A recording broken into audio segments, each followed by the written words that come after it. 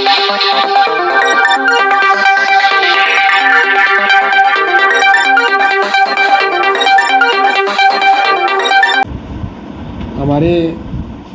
Bhiwani headquarter के सभी press के मित्र, अचानक मुझे बुलाने की एक ज़रूरत पड़ी।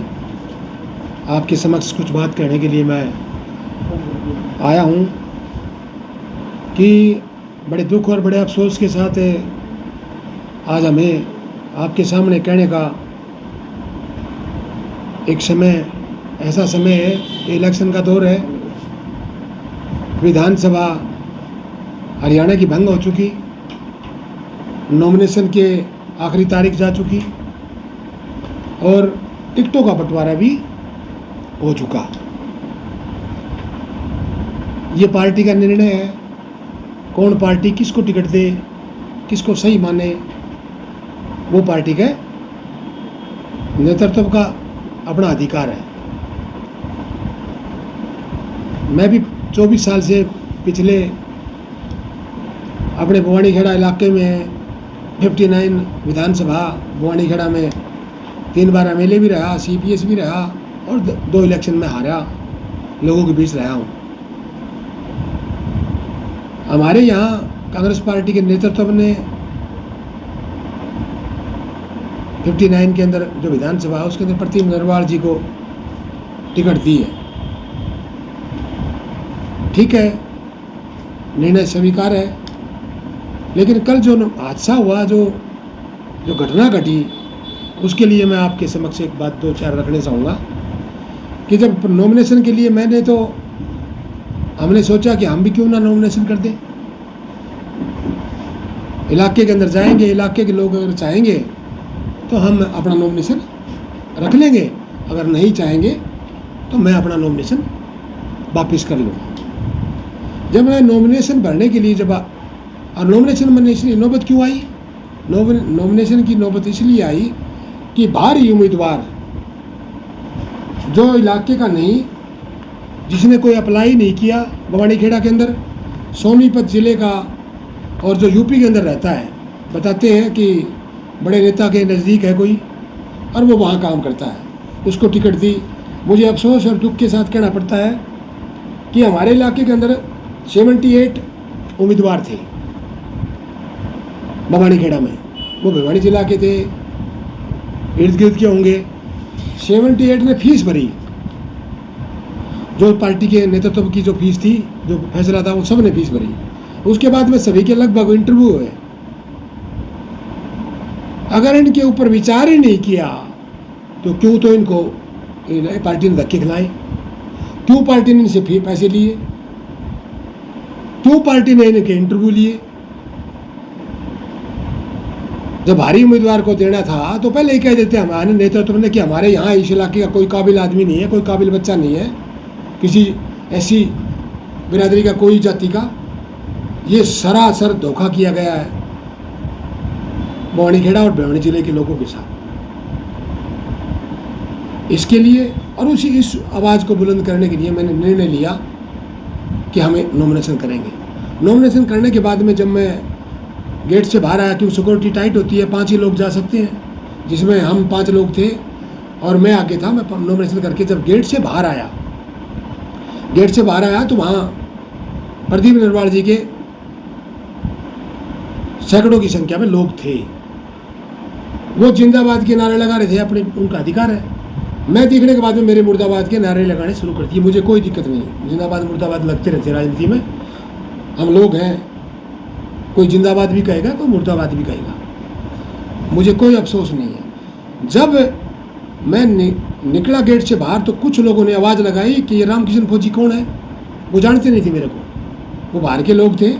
बोले ये है, बोला इसको बता देना हम यूपी के लोग हैं, बहुत बड़े गैंगस्टर हैं और हम प्रदीप नरवाल जी के साथ रहते हैं यूपी के अंदर, बहुत बाहर इलाके में।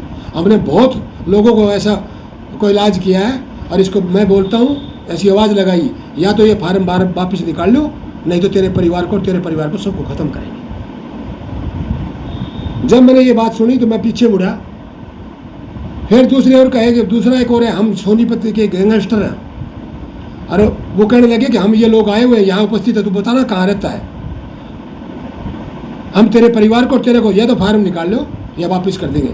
फिर मैंने पीछे मुड़ के मैंने हाथ छाती के अंदर मारा कि मैं भिवानी जिले का जो छोटी काशी है उसका एक छोटा सा बच्चा हूँ, अगर मेरे साथ किसी ने ऐसी बात की तो मैं यहीं हूँ और तुम कहोगे वहाँ बुला लेना, मैं डरने वाला नहीं हूँ। मैंने नो वचन किया और इलाका चाहेगा तो मैं लड़ूंगा इलेक्शन, इलाका नहीं चाहेगा तो मैं नहीं लड़ूंगा। मैंने पत्रकार मोदी आज मैंने ये बात रखने के लिए, फिर उसके बाद में मैं बाहर जब गाड़ी से फिर आगे निकला, फिर उन्होंने पीछा करने की कोशिश की, फिर मैंने अपनी गाड़ियाँ, उन्होंने कहा तू रहता कहाँ पे, मेरा घर यही है, कहीं आ जाना, लेकिन इलाके के अंदर जब जाएगा तो हम तेरे को वहाँ देखेंगे। तो ये भारी लोग थे, यूपी के थे। तो मेरा निवेदन है चुनाव आयोग से, हिंदुस्तान का चुनाव आयोग आदरणीय जो भी चीज़ें हमारे उसमें शामिल हैं उनसे, और पुलिस प्रशासन और हरियाणा का डीजी पुलिस कमिश्नर और जहाँ के जो एसपी साहब हैं, मैं उनसे मांग करता हूँ, मैं प्रार्थना करता हूँ बवानीखेड़ा का उम्मीदवार होने के नाते कि उन लोगों को पहचान के, वीडियो आए हुए हैं, हम बाहर के हैं, कोई बुलंदशहर का बता रहा है, कोई कहीं का बता रहा है, कल भी यही बात आई, उनको पहचान के जो मेरे को धमकी दी कि मेरे परिवार को ख़त्म करने की जो बात करी है, उनको तुरंत उनके ऊपर यहाँ इलाके के अंदर आए हुए हैं, हर गाँव के अंदर मिलेंगे, उनको उनके पास अवैध हथियार है।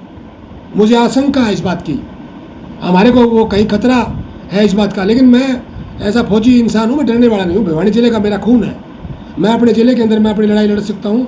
बवानीखेड़े का मैं बेटा हूँ, मेरा गांव सिपर है, मैं विधानसभा मेरी बवानीखेड़ा है, तहसील मेरी बवानीखेड़ा है। मैं मेरे इलाके के लिए उन लोगों ने जो मेरे साथ कल जो धमकियाँ दी है, मैं प्रशासन से, चुनाव आयोग से मैं निवेदन करता हूँ और गुजारिश करता हूँ कि उन लोगों को तुरंत उनको पहचान की जाए और उनके जो इनके छापे मार की शिकायत करूँगा। मैं डीजी पुलिस हरियाणा को भी शिकायत करूँगा और मैं एसपी भिवानी को भी शिकायत करूँगा कि मेरे साथ ये कल ये हुआ कि इसकी कार्रवाई की, इसलिए मैं आपके बीच में आया हूँ। ऐसे तो फिर तो हमारे को कोई घर से बाहर आज़ादी मिली है, जिन्होंने आज़ादी दिलाई है। मैं तो अपना सिर के ऊपर कफन बांध के अब बाहर निकलूँगा इलाके में, मैं जाऊँगा। अगर इनसे मैंने डरना, मैं कभी डरने वाला नहीं। ये इलाके के लोग फैसला करेंगे मेरे साथ ये क्यों किया, कैसे किया, ये मेरे साथ जाति क्यों की। टिकट का अधिकार पार्टी का है, लेकिन ये जो बात करना, ऐसी धमकियाँ देना, ये ऐसा हो नहीं सकता। लेकिन मैं इसके अड़ाई कल से मैं महापंचायत बुलाई है, कार्यकर्ता मीटिंग बुलाई है, मैं कफन पहन के मेरे 5.25 मीटर का मेरे शरीर पर लेके जाऊंगा और मैं कह दूंगा कि मेरे को ये हुआ, इसको मेरे न्याय चाहिए, जनता की अदालत में जाऊंगा। तो मैं प्रेस के भाइयों से और आपसे मैं ये बात कहना चाहता हूँ। मैं एक प्रेस का नोट भी आज, और दूसरा जो धमकी थी उसने कि यहाँ कोई प्रदीप नरवाल का जो गांव है सोनीपत जिले में, एक गांव में रहते हैं प्रदीप नरवाल के चचेरे भाई।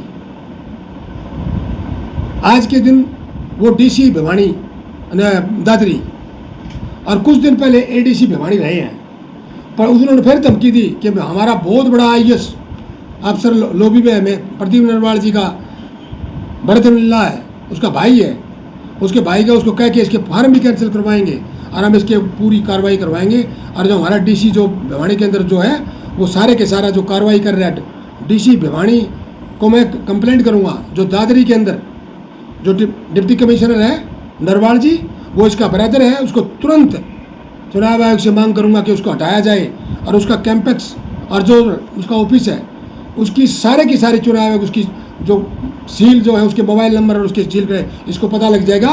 ये गैंगस्टर वो लेके आता है, उसको भाई लेके आया। ये चुनाव आयोग में अधिकारी, कर्मचारी, दादरी जिले के सरपंच, यहाँ पे भिवानी जिले में एडीसी रहा है, लोगों पर दबाव डाल रहा है कि प्रदीप नरवाल को वोट डालो। और मेरी मांग है अपने चुनाव आयोग हिंदुस्तान से कि उसको तुरंत ये कार्रवाई की जाए। इसलिए मैं आज प्रेस के सामने ये कहना चाहता हूँ, उसको तुरंत। और मुझे लगता है, आशंका है ये इन चीज़ों में हो सकता है, ये जो मेरे को धमकी दी गई उसमें डिप्टी कमिश्नर दादरी भी हो सकता है, इसकी भी जांच कराई जाए। तो आज मैं आपके बीच में इसलिए आया हूँ, मैं धमकियों से डरने वाला नहीं हूँ ना। मैंने चौधरी बंसीलाल जी से इस इलाके की आवाज़ और राजनीति में आया हूँ। मैं अकेला विधायक विकास पार्टी का था, मैंने कभी डरा नहीं, ना मैं कभी झुका ना कभी बिका। लेकिन मेरी आखिरी खून के कतरे की जो बूंद रहेगी, मैं इस इलाके के लिए, इस भिवानी जिले के लिए मैं लड़ाई लड़ूंगा। क्या इस भिवानी जिले में ये सोनीपत के लोग आएंगे इलेक्शन लड़ने के लिए? कोई काबिल नहीं है, कल फिर कोई फरीदाबाद का आएगा, कोई बुलंदशहर का आएगा, कोई कहीं से आएगा। तो मेरी मांग है इस इलाके के अंदर हम मीटिंग है उस बात को उठाएंगे। आज मैं आपसे निवेदन करता हूँ कि इस बात को मेरी चुनाव आयोग तक और पूरे इलाके के अंदर जो मेरे साथ जो हादसा हुआ है, मैंने उन धमकियों के लिए मैंने यहाँ भी छाती मार लगाया, मारो गोली मेरी, और कल से मैं कपड़े निकाल दूंगा, मैं कपल लेके बाहर निकलूंगा कि मारे गोली। प्रदीप नरवाल के गुंडे जो आए हैं बुलंदशहर के हो कहीं के भी हो, तो इसलिए मैं आपके बीच में आज मैं इलेक्शन अगर जनता चाहेगी तो लड़ूंगा, अगर जनता नहीं चाहेगी तो मैं नहीं लड़ूंगा। जो आपने आरोप लगाया राहुल नरवाल के हैं उसके चचेरे भाई हैं, और अगर मेरी कोई बात में शक हो तो मेरी चुनाव आयोग से मांगे उसकी फ़ोन की डिटेल निकाली जाए। सैकड़ों बार उनकी बात हो रही है, या वीडियो कॉल के द्वारा, दूसरी कोई और जो सुविधा होती है उनके द्वारा, और फोन के द्वारा। अगर उसने अपना ऑफिस के अंदर लोग बिठा रखे बुआनी खेड़ा के लिए, उनको नहीं, अगर वो शामिल नहीं हो तो मैं उस हर जो सज़ा मिले मैं तैयार हूँ। साहब इसकी कोई वीडियो भी आप तो रिकॉर्ड पीछे से आया है, रात को 11:30 बजे मैं सोया हुआ था, कोई यूपी से फ़ोन आया है, खुद बोला इससे प्रदीप नरवाल से बच के रहना, इसके पास वो फ़ोन नंबर दूंगा मैं आपको। बोल शायद वो फ़ोन नंबर होगा आपके पास, वो फ़ोन नंबर दूंगा, ये गुंडे रखता है। यहाँ भी बहुत लोगों का जो इसके एंटी जो लड़ते हैं उनको नुकसान, उनकी भी हत्या कराई इस आदमी ने। और वो एक लड़की भी उसमें नाम बताया गया जो उसका फ़ोन आया है रात को, मैं जानता नहीं ना पहचानता, वो नंबर है, आप पता कर लेना उस फ़ोन नंबर से। ना उससे मेरे को ना जानता था ना मैं जानता हूँ, ना मेरे कभी वास्ता है। ये यहाँ यूपी के अंदर भी इसने ऐसे आतंक मचा रखा है। हम भिवानी खेड़ा और जिला भिवानी के अंदर बिल्कुल भी ऐसे आतंक नहीं मचना देंगे, और मैं इस बात का मेरी लड़ाई है, मैं लड़ाई मेरी जारी रहेगी। मेरी मैंने की कि प्रेस के सामने मैं अपनी बात करूँ, पहले चुनाव आयोग तक मैं बात करूँ अपनी बात। मैं फार्म भरने के बाद मैं यहाँ आया, और इसलिए हमने अपनी बात करने के लिए हमने पता करा वहाँ, ये लोग अपने के नहीं थे, कोई इलाके को बाईचान उनको कहें, ये जब पता करा गया जब सारी चीज़ें हमने उनकी वीडियो कॉल तसल्ली कराने में जब वीडियो आए उनके, मैं बुलंदशहर का हूँ, फलाना हूँ, तो वो जब चेहरे सामने आएंगे वे लोग, मैं बता भी दूंगा। जब मैं अगर कहीं इतना जिम्मेवार आदमी, मैं पहचान तो इसलिए नहीं पाऊंगा क्योंकि मैं आगे मेरा मुंह था, वो पीछे से कह रहे थे, लेकिन जब मैं मुड़ा हूँ, जब भीड़ ज़्यादा थी, मैं पहचान नहीं पाया। लेकिन कुछ अगर सामने यूपी के जो लोग वीडियो आई है वो सामने आएगा तो मैं बता भी दूंगा, क्योंकि मैं किसी के मैं जिम्मेवार लोग आदमी, मैं कितनी बार मैं जनता का सेवा करने वाला हूँ। मैं किसी के गलत इलेक्शन के टाइम में मैं गलत तरीके से सलाह दी तो बहुत बड़ा ये अपराध है। जब तक जिम्मेवारी के साथ जिम्मेवार बात करने के लिए मैं जब प्रेस के सामने बात आज करने के लिए आया हूँ, और मुझे रात नींद नहीं आई, मेरे परिवार सारा सोया नहीं। जब मैंने अपने परिवार के बच्चों को बताया तो हमने डर लगे भी लगा, लेकिन डर से आप घबराने वाले नहीं। अब मैं तो बड़े बड़े ताना से लड़े हूँ। लोकतांत्रिक पार्टी में इस तरह की नहीं, वो अपना बयान देंगे, मैंने प्रेस के सामने कह दिया, अगर वो सहमत है ना सहमत है। मैंने मेरी बात रखी है, कोई सारी पार्टियां हिंदुस्तान की, हरियाणा की कोई पार्टी, हमारा विवाद, हमारा मतभेद हो सकते हैं, लेकिन इन चीज़ों के लिए तो सब एक है।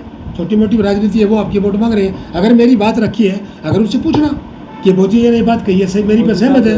इलेक्शन में इस प्रकार की बातें होती है, क्या खुद नरवाल ने आपको कहा या आपने नरवाल से बात की इस बारे में कि इस प्रकार के व्यक्ति आपसे? देखिए, मैं नरवाल को ना, मैं नरवाल को कभी मेरा उससे बात हुई ना, मारा हमेशा में हुआ। मैं तो फार्म भर के अपना बाहर आ रहा था, जब उसकी भीड़ थी, वो डीसी ऑफिस में, एडीसी ऑफिस में था, मैं भर के अपना निकल के आ गया। हम कुछ ही लोग थे, मैं अकेला निकल के, मैं आपने देखा भी होगा प्रेस में, कल देखा भी होगा, मैं अकेला निकल के अपनी गाड़ी, एक ही गाड़ी थी, हिदायत है। साथ अमूमन बहुत से कांग्रेसी भी थे नरवाल के साथ, तो आपके पुराने फ्रेंड से कि आपने उनसे बात करने की कोशिश की? जब मैं बाहर निकल गया, मैंने वापस किस लिए जाऊँ, मैं फार्म भर दिया। जब मैंने फार्म भर दिया, फार्म भरने के बाद में मैंने, जब मेरी अनुमति नहीं दे सकती प्रशासन, जब मेरा काम पूरा हो गया तो मैं उनके पास कैसे जाऊँ? तो अभी आपने कांग्रेस से इस्तीफा दे दिया, कांग्रेस में रह के किस चीज़ की? मेरे पास क्या पद है इस्तीफा दूंगा? मैं तो एक आम कार्यकर्ता हूँ, आम कार्यकर्ता हूँ। पहले वाले की बात गई सरदार जी। अभी तक कांग्रेस की वोट आपको 20 दिन पहले भूपेंद्र भी चुटकी मारता रहा, और देखो वो उनका क्या रहा, क्या मजबूरी रही वो जाने, और जिसके पास रहते हैं थपकियाँ मारते ही हैं। लेकिन मैं थपकियों से नहीं मानता, मैं तो काम पे मानता हूँ। थपकियाँ तो, झूठी थपकियाँ तो बहुत मारते थे, विकास बीजेपी ने कुछ नहीं किया, थपकियाँ मारी है। 10 साल में सत्यानाश कर दिया हरियाणा का।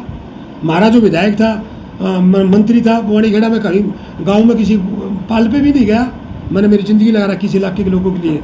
मैं किसी की बहन भी अगर किसी 100 कोस दूर में किसी का नुकसान हुआ ना, डेथ हुई, मैं उसके घर पे फिर भी गया। तो मैंने कभी धमकियाँ नहीं मानी, मैंने अपना काम किया। और धमकी मारने वाले तो आए वो चले जाएंगे। तो मेरा तो काम ये है, मैं इलाके का दुख सुख का साथी हूँ। मेरा इलाका है, मैं इस इलाके का हारूँ जीतूँ इस बात की नहीं। और हमारा इलाके की लड़ाई इलाके के लोग चाहेंगे। ये वोट ऊपर वाले में नहीं है, ऊपर वाले नेता जो दिल्ली में बैठे उनके नहीं है, वोट तो लोगों के हैं। वोट तो लोग डालेंगे जिसका मन करेगा। आज इलाके के अंदर सहानुभूति भी है और मेरे साथ जो अन्याय हुआ है, ये नहीं, इलाके के अंदर कोई जब किसी के साथ अन्याय होता है तो लोग उसके साथ लगते हैं। मेरा एक आपसे एक क्वेश्चन है, आप भिवानी में रहते हो, आपका वार्ड नंबर कितना है?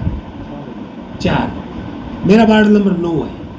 मैं 9 नंबर का वार्ड नंबर 4 में जाऊंगा तो आप क्या कहोगे? अगर नगर निगम का इलेक्शन है तो क्या कहोगे? आप कहोगे मेरी मजबूरी है, मेरी मजबूरी है, मैं 4 नंबर वार्ड में से बाहर नहीं, मेरा भाईचारा है, हमारा वार्ड है। एक गांव का दूसरे गांव में अगर सरपंच लड़ता है तो वो ये कहेंगे भाई गांव का मामला है, मैं गांव में नहीं। ये 150 किलोमीटर का सोनीपत जिले का कोई यहाँ आके अगर कोई लड़ेगा, कोई बहनी जिले का, ये स्वतंत्रता सेनानियों का इलाका है, ये फौजियों का इलाका जो देश की सीमा पर लड़ते हैं। ये न्याय, ये युद्ध लड़ना जानते हैं ये लोग, 36 बिरादरी के। बाहर के आदमी को बिल्कुल भी कोई भी नेता और कोई नहीं मानेंगे। मैं दावे के साथ कर कितनी धमकियाँ दे ले, बूथ पे तो वोट लोगों के पड़ेंगे, मेरा अधिकार पहले। हमारा प्रश्न तो ये था कि आप कांग्रेस की सदस्यता से इस्तीफा दोगे या उसमें रह के इलेक्शन लड़ोगे? मेरी कोई कांग्रेस से वास्ता नहीं रहा। कांग्रेस ने अपना उम्मीदवार उतार दिया, मैं आज़ाद उम्मीदवार हूँ, मेरा कोई वास्ता नहीं रहा। मैं गांधीवादी सोच का इंसान था। चौधरी बंसी लाल एक सच्चे कांग्रेसी, सच्चे देशभक्त थे, उनसे मैंने राजनीति सीखी है और मैंने उस राजनीति के तहत मैंने ईमानदारी से काम किया।